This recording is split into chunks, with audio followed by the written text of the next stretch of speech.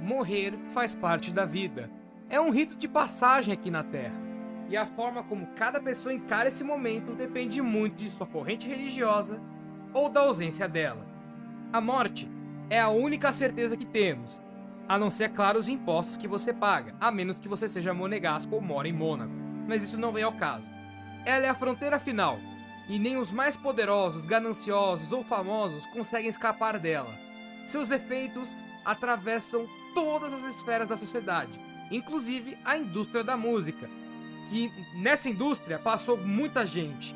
Grandes compositores, cantores, guitarristas, percussionistas e violinistas e todo mundo. Na música, quem é marcante, quem consegue ser autoral o suficiente para ser marcante, vai ser lembrado por muito tempo, quiçá por gerações. Mas isso não impede de morrer, quero dizer, pelo menos no sentido carnal.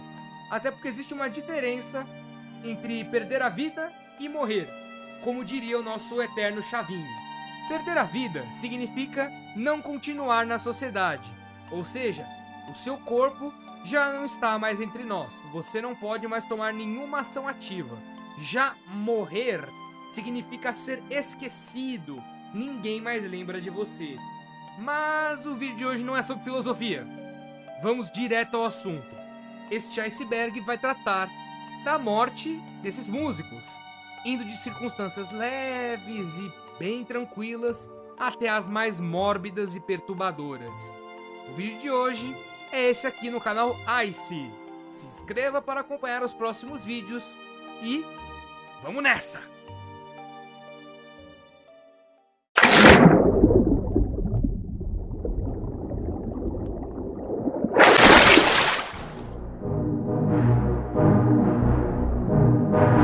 Charles Aznavour. Charles nasceu no dia 22 de maio de 1924, na cidade de Paris, na França. Ele nasceu com o nome Chanu Vagnag Aznavourian. Ele era filho de imigrantes, os armenos Mikel e Gnar Aznavourian, ambos artistas, que o introduziram ao teatro desde cedinho. Aos 9 anos, ele já atuava com esse nome, Charles Aznavour, e ganhou um impulso em sua carreira quando Edith Piaf o ouviu cantar e levou em turnê pela França e pelos Estados Unidos, onde recebeu um apelido bem audacioso, Frank Sinatra da França, muito para um jovem. É aquele negócio, né? Nem todo mundo consegue suportar bem a pressão de ser o próximo, insira alguma pessoa relevante do passado aqui. Aznavour construiu uma trajetória marcada por canções sobre o amor, escrevendo musicais e mais de 850 composições, dos quais 150 são em inglês, 100 em italiano, 70 em espanhol, 50 em alemão e gravou mais de 100 álbuns. O cara não fez pouca coisa. Ele vendeu cerca de 200 milhões de cópias dos seus discos em todo o mundo.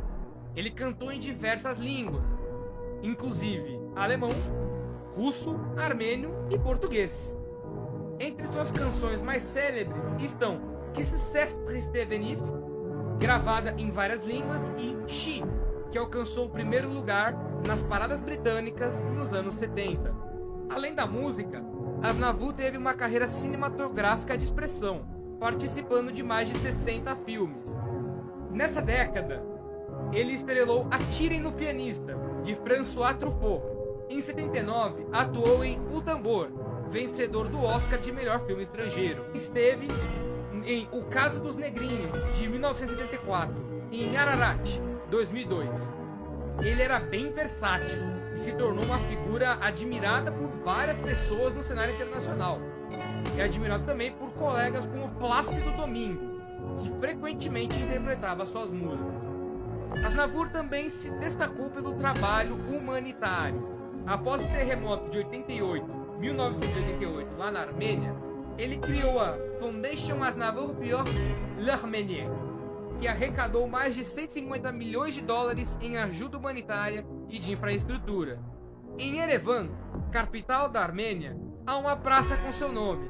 Ele foi reconhecido como herói nacional deste país em 2004. Ao longo de sua carreira, recebeu inúmeros prêmios e honrarias. 3 Edison Awards, o Golden Lion honorário do Festival de Veneza, em 71, a grande medalha da Academia Francesa em 95, a introdução ao Songwriters Hall of Fame em 96, o título de Officier de Légion d'Honneur em 97, além de condecorações no Canadá e em Quebec. Em 88, foi eleito artista do século pela CNN e pela Time Online, superando nomes como Elvis Presley e Bob Dylan. Mesmo em idade avançada, ele continuou ativo e em 2006 iniciou sua turnê de despedida, se apresentando por vários países, Estados Unidos, Canadá, Japão, entre outros. Ele continuava a cantar sem teleprompter, indo na cara e na coragem, alternando entre francês, inglês, espanhol e italiano. Como um cantor, assim, com a fama que ele tem, isso aí eleva ele muito mais. No Brasil, apresentou-se em abril de 2008 em 6 capitais, incluindo São Paulo, Recife, Rio de Janeiro, Brasília, Curitiba e Porto Alegre. Ele recebeu muitos elogios da crítica especializada e de artistas como Bibi Ferreira. Ele retornou em setembro do mesmo ano para mais 7 shows e voltou novamente em 2013 e 2017, sempre vendendo todos os ingressos e mostrando uma vitalidade descomunal. Em Portugal, ele se apresentou em Lisboa em 2008, no Pavilhão Atlético, e em 2016, no Mel Arena. Charles Aznavour morreu em 1º de outubro de 2018, aos 94 anos, em sua casa na Serra dos Alpiles, no sul da França. Apesar de ter uma idade avançada, ele continuava a se apresentar de maneira regular, encerrando uma vida marcada pela música, pelo cinema e pelo compromisso com o ser humano. E ele, como foi dito anteriormente, já foi eleito como artista do século e eu assino embaixo. Dorival Caymmi. Dorival Caymmi nasceu em Salvador em 1914 e se tornou um dos maiores nomes da música popular brasileira, diga-se MPB. Ele atuou como cantor, compositor, instrumentista, poeta, pintor e ator. O cara era o homem de 1001 utilidades.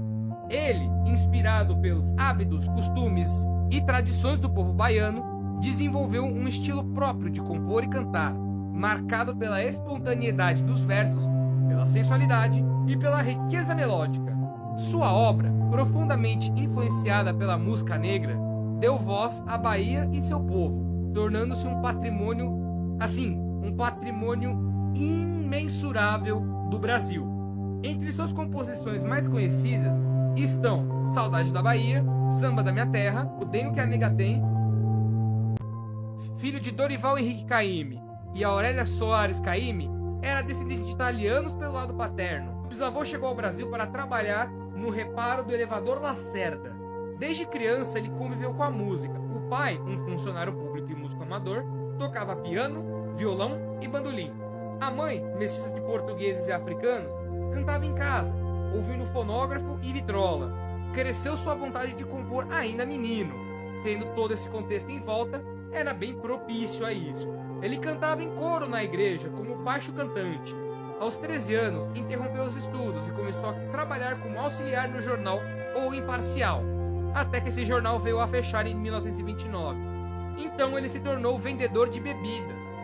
Em 1930, ele escreveu sua primeira música, No Sertão, e aos 20 anos estreou como cantor e violinista na Rádio Clube da Bahia. Em 35, o musical Caymmi e Suas Canções Praieiras, e aos 22 anos venceu um concurso de carnaval com o samba A Bahia Também Dá. Em 1938, incentivado por Gilberto Martins, diretor do Rádio Clube Bahia, viajou de navio para o Rio de Janeiro buscando emprego como jornalista e o curso preparatório de Direito.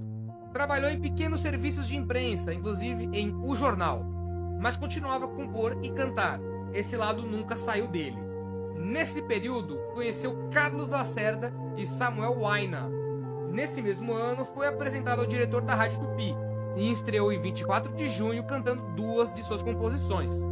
Pouco tempo depois, interpretou O Que É Que a Baiana Tem, canção que se tornaria um marco ao ser gravada por Carmen Miranda no filme Banana da Terra. A música impulsionou a carreira internacional da pequena notável e consolidou Caymmi como referência da cultura baiana. A sua obra retrata a vida de pescadores e negros na Bahia, em canções como O Mar, História de Pescadores. Nos anos 70, Sua Suíte do Pescador ganhou notoriedade na União Soviética ao integrar a trilha sonora do filme Capitães de Areia, baseado em Jorge Amado. Caymmi foi celebrado também no Carnaval.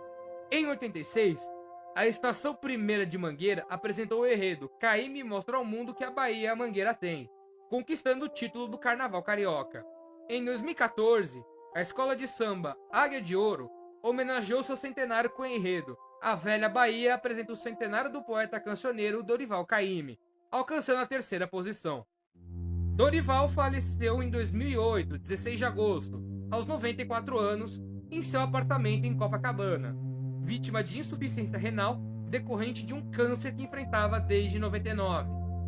10 dias depois, sua esposa, Estela Maris, também faleceu após complicações cardíacas e respiratórias. O corpo de Caymmi foi velado na Câmara Municipal do Rio de Janeiro e enterrado no cemitério de São João Batista, em Botafogo, com a presença de familiares e personalidades, como Gilberto Gil, João Ubaldo Ribeiro, Daniela Mercury e o prefeito César Maia. Em sua homenagem, os governadores da Bahia e do Rio de Janeiro decretaram luto oficial de 3 dias, e o até então presidente, Luiz Inácio Lula da Silva, que hoje em dia já retornou ao cargo, escreveu uma nota de pesar, destacando Caymmi como um dos fundadores da MPB, patriarca de uma linguagem de muitos talentos e autor de canções que levam a Bahia à memória nacional. Compai II, do Máximo Francisco Repilhado Munhoz, nasceu em 18 de novembro de 1907, em Siboney, Cuba. Ele foi violinista, clarinetista, terceiro e compositor, tornando-se um dos grandes representantes da música tradicional cubana. Aos 9 anos, após a morte da avó, mudou-se com a família para Santiago de Cuba, onde aprendeu o ofício de enrolador de charutos, hábito que o acompanhou por toda a vida. Ainda jovem, recebeu aulas de música de Noemi Toro, que o incentivou a estudar clarinete, e foi com esse instrumento que, em 1929, ano da crise de 29 da Bolsa de Nova York, ele participou da inauguração do Capitólio Nacional em Havana, integrando a Banda Municipal de Música. Em 35, ele viajou novamente à capital com a banda Cuban Star, liderada por Nico Saquito. Decidiu fixar-se em Havana. Autodidata no violão, criou o harmônico, um novo instrumento de cordas. Suas composições se destacavam pelo humor e pela imaginação. Na década de 30, integrou o quarteto Hathaway e viajou no México, onde participou dos filmes. Ai meu Deus, México lindo! Esse nome tem um duplo sentido para quem não sabe, por isso que eu hesitei de falar, mas isso não vem ao caso. Ele participou desse filme aí e Tierra Brava. Também no México, cantou com o grupo Matamoros e trabalhou com Benny Moré. Em 42, fundou a dupla Los Compadres com Lorenzo e Resuelo, que era a primeira voz, Compai Primo. Repilado era a segunda voz, tornando-se Compai II, nome que o acompanharia até o fim de sua vida. Ele lamentava que a tradição da segunda voz fosse desaparecendo, afirmando que jovens queriam ser estrelas imediatas sem passar pelo longo caminho que ele percorreu ao longo de sua carreira. E nesta mesma, integrou grupos como Los Seis Aces e Quarteto Cubanacan, além de atuar como clarinetista da Banda Municipal de Santiago de Cuba. Em 56, criou o grupo Compai II e Sus Muchachos, e ele se apresentou com eles, com seus muchachos, até sua morte. A música que ele fazia era nada mais do que uma reflexão cristalina da cubania oriental, que transitava entre som, guaracha, bolero e canções com forte influência caribenha. Ah, mas não me diga, Cuba tá onde? Na Europa? Enfim, sua voz grave e marcante levou a acompanhar grandes cantores e conquistar grandes plateias em turnês pela América Latina e pela Europa, especialmente na Espanha, onde gravou seus últimos discos. A partir de 92, com o renascimento da trova e do som tradicional, foi convidado a participar de projetos que resgatavam músicos veteranos. Em 95, Santiago Alceron organizou uma antologia de sua obra, marcando o início de sua consagração internacional. Em 96, Compay II participou do projeto Buena Vista Social Club, produzido por Rick Kuder, ao lado de nomes como Ibrahim Ferrer, Rubén González, Omar Portuondo, Eliades Ochoa, e ganhou o disco Grammy, esperou o documentário homônimo de Wim Wenders, responsável por levar a música cubana para o público mainstream. Mesmo aos 94 anos, Compay ainda estava na ativa. Ele estreou como ator na peça Se Secó el Arroyito, baseada em uma de suas canções e ambientada nos anos anteriores à Revolução Cubana. Bem, você sabe disso, né? Creio que não precisa dar uma aula de história sobre o que aconteceu na Revolução Cubana. Entre suas músicas mais conhecidas estão sua composição mais célebre, Chan Chan, tornou-se um hino do som cubano e alcançou fama mundial. Compay II faleceu em 13 de julho de 2003, em Havana, aos 95 anos. Ele estava cercado pela sua família e, lógico, pelos seus compatriotas. Ele deixou 5 filhos e um humor inconfundível. Dizia ainda desejar ter um 6º filho, mas não deu certo. Fazer o quê? A sua morte foi atribuída a um desajuste metabólico agudo, com insuficiência renal. Ele foi sepultado em Santiago de Cuba. Pete Seeger nasceu em Nova York em 1919 e tornou-se uma das figuras centrais da música folk lá dos Estados Unidos. Ele não era apenas um cantor reconhecido, mas também compositor e músico de uma forma geral, mas também como ativista social.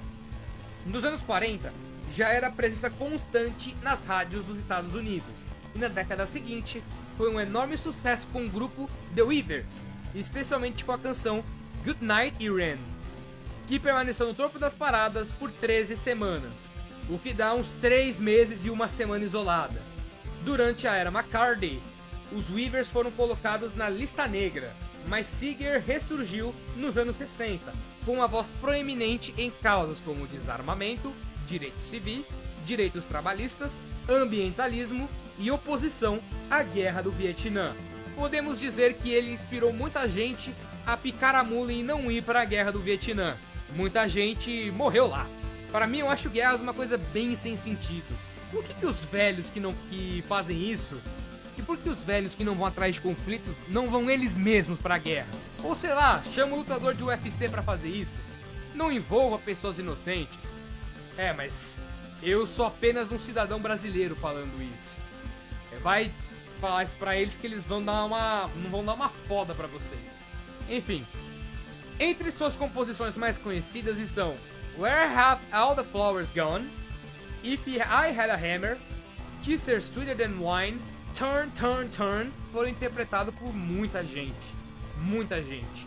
Seeger também foi responsável por popularizar o espiritual We Shall Overcome, que se tornou o hino do movimento dos direitos civis nos Estados Unidos. Filho de Charles Seeger, um musicólogo pioneiro da etnomusicologia, de Constance de Cleaver Seeger, violinista formado em Paris, nesse contexto, ele cresceu em um ambiente cercado de música.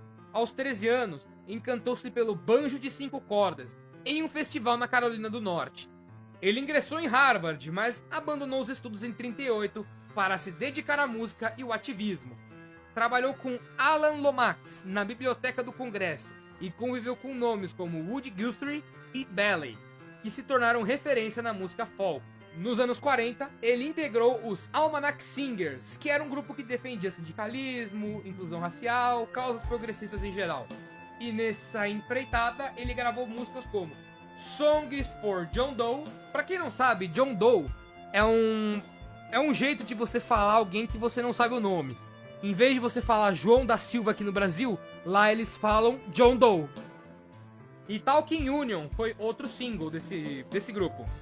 Durante a Segunda Guerra Mundial, serviu como cabo no exército, entretendo as tropas com música. Após o conflito, fundou a People's Song, organização que apoiou a candidatura de Henry Wallace em 48, Também gravou canções ligadas à Guerra Civil Espanhola, como Jarama e Viva la Quince Brigada. Em 50, os almanacs foram reconstituídos como os Weavers. A carreira foi interrompida pela perseguição política, mas o grupo voltou em 55 com concertos lotados e influenciando toda uma geração. Seeger também deixou sua marca como instrumentista e em 48 publicou o livro Como Tocar Banjo de 5 Cordas. Se fosse nos dias de hoje, ele teria feito um vídeo pro YouTube, mas isso não vem ao caso. Lá ele popularizou o instrumento nos Estados Unidos, inventou o banjo de braço longo, afinado abaixo do tradicional, e nele gravou o lema: essa máquina cerca o ódio e o força a se render. Inspirado por Woody Guthrie, tornou-se símbolo da música como ferramenta para a transformação social. Ao longo da vida, recebeu diversas condecorações militares por sua participação na Segunda Guerra Mundial, incluindo a Medalha de Campanha Americana, a Medalha de Campanha Asiático-Pacífica e a Medalha da Vitória da Segunda Guerra Mundial. Além disso, foi homenageado inúmeras vezes por sua contribuição à música e ativismo social. Pete Seeger faleceu em 27 de janeiro de 2014, em Nova York, aos 94 anos, deixando um legado duradouro como um dos maiores da história da música folk e como voz incansável na luta por justiça social. Cesária Évora. Cesária Évora nasceu em Mindelo, Cabo Verde, em 27 de agosto de 1941. Acho que Cabo Verde nessa época era território português, né? Então ela pode ser considerada portuguesa também, mas isso não vem ao caso. Vamos dizer que ela era cabo-verdiana. E ela se tornou uma cantora assim, de um reconhecimento muito grande. E tornou-se a cantora de maior reconhecimento internacional da música popular cabo-verdiana, conhecida como Rainha da Morna e também como a Diva dos Pés Descalços. Foi a voz que levou ao mundo o gênero musical mais emblemático do seu país. Filha de Justino da Cruz, que tocava cavaquinho, violão e violino, cresceu em ambiente musical desde cedo, mais uma vez o padrão se repetindo. Apresentava-se aos domingos na praça principal de Mindelo, acompanhada pelo irmão Lela no saxofone. Na juventude, Cesária foi convidada a trabalhar como cantora para a companhia de pesca Congelo, mas em 75, ano em que Cabo Verde se tornou independente, abandonou a carreira por dificuldades financeiras e pessoais. Durante 10 anos viveu o que chamou de Dark Years, período marcado por alcoolismo e pela luta para sustentar sua família. Incentivada por Ana, cantor e empresário cabo-verdiano radicado em Portugal, retomou a carreira. Em 88, viajou a Paris, onde gravou o álbum La Diva aux Pieds Nus, a Diva dos Pés Descalços, só que em francês. O disco foi aclamado pela crítica e abriu caminhos para Miss Perfumado, de 92, que a consagrou internacionalmente. A partir de então, fixou-se na capital francesa e tornou-se estrela mundial aos 47 anos. Para você ver que não tem idade para você conseguir o sucesso. Existem músicos que começaram desde cedo no estrelato, mas outros demoraram um pouco mais. Mas isso nem de longe tira o valor deles. Ao longo de sua carreira, Cesária Évora lançou uma vasta discografia como Mar Azul 91, Miss Perfumado 92, Café Atlântico 99, São Vicente de Longe 2001, Voz da Amor 2003, Rogamar 2006, Nha Sentimento 2009. Gravou vários duetos com artistas como Marisa Monte, PTBR, Gianni Morandi, Didi D'Alessio e Ron, além de colaborações com Caetano Veloso e Ryuichi Sakamoto. Sua canção Solave tornou-se um hino da diáspora cabo-verdiana. Em 2004, recebeu o Grammy de Melhor Música do álbum World Music Contemporânea. Em 2009, foi condecorada pelo presidente francês Nicolas Sarkozy com o medalhão da Legião de Honra. Em setembro de 2011, ela se aposentou após cancelar uma série de concertos e pouco tempo depois, no dia 17 de dezembro de 2011, morreu em Mindelo, aos 70 anos, vítimas de insuficiência cardiorrespiratória aguda. Mesmo após a sua morte, sua obra continua sendo celebrada até os dias de hoje. Em 2022, o documentário Cesare Evora, dirigido por Ana Sofia Fonseca, estreou no festival South by Southwest, nos Estados Unidos, e posteriormente em Portugal, reafirmando a importância da cantora como símbolo cultural de Cabo Verde e também da sua diáspora. João Gilberto. João Gilberto Prado Pereira de Oliveira, nome grande, nasceu em Juazeiro, na Bahia, no dia 10 de junho de 31. Tornou-se um dos maiores nomes da música brasileira. Ele era cantor, violinista e compositor. Foi considerado por críticos e musicólogos um artista genial, responsável por uma verdadeira revolução estética, ao criar uma nova batida de violão para o samba, que deu origem à consagrada bossa nova. Seu estilo suave de cantar e sua forma única de tocar influenciaram profundamente a MPB e o jazz internacional, colocando o Brasil no mapa da música mundial. Filho de Joviniano Domingos de Oliveira e Martinha do Prado Pereira de Oliveira, cresceu em um ambiente musical. Bom, né? O padrão se repete mais uma vez. E desde cedo demonstrou um ouvido privilegiado. Famoso dom que fala, né? Aos 7 anos, já identificava erros em execuções musicais. Devia ser meio chato você almoçar com esse cidadão lá no almoço de domingo. Brincadeira. E aos 14 ganhou seu primeiro violão. Em Juazeiro, formou diversos conjuntos vocais e tinha como ídolo Orlando Silva. Ele se mudou para a capital da Bahia, Salvador, no ano de 1947 e abandonou os estudos e iniciou sua carreira na Rádio Sociedade da Bahia. Em 50, ano de Copa do Mundo, foi para o Rio de Janeiro integrar o grupo Garotos da Lua. Só que a sua trajetória inicial foi marcada por dificuldades e insucessos. Nos anos seguintes, João Gilberto passou por períodos de isolamento e estudo intenso. Em Diamantina, Minas Gerais, desenvolveu a técnica que mudaria sua vida: cantar suavemente, sem vibrato, ajustando o tempo da sua voz em relação ao ritmo constante do violão. Dessa experiência nasceu a batida da bossa nova. E em 57, já no Rio de Janeiro mais uma vez, apresentou sua nova forma de tocar para músicos como Roberto Menescal e Ronaldo Boscoli, e logo chamou a atenção de Tom Jobim, que juntos gravaram Chega de Saudade, composição de Jobim e Vinícius de Moraes, que se tornaria um marco inaugural da bossa nova. A partir daí, João Gilberto se consolidou como figura central da música brasileira. Seu compacto com Chega de Saudade e Bim Bom iniciou uma revolução musical, e em 59 lançou o álbum Chega de Saudade, seguido por O Amor, O Sorriso e A Flor, de 60, e um álbum com seu próprio nome, em 61, estes que definiram o rumo da bossa nova. Sua parceria com Tom Jobim e Vinícius de Moraes, além da colaboração com músicos como Stan Getz, levou a música brasileira para o mundo. Uma verdadeira explosão cambriana para a música brasileira.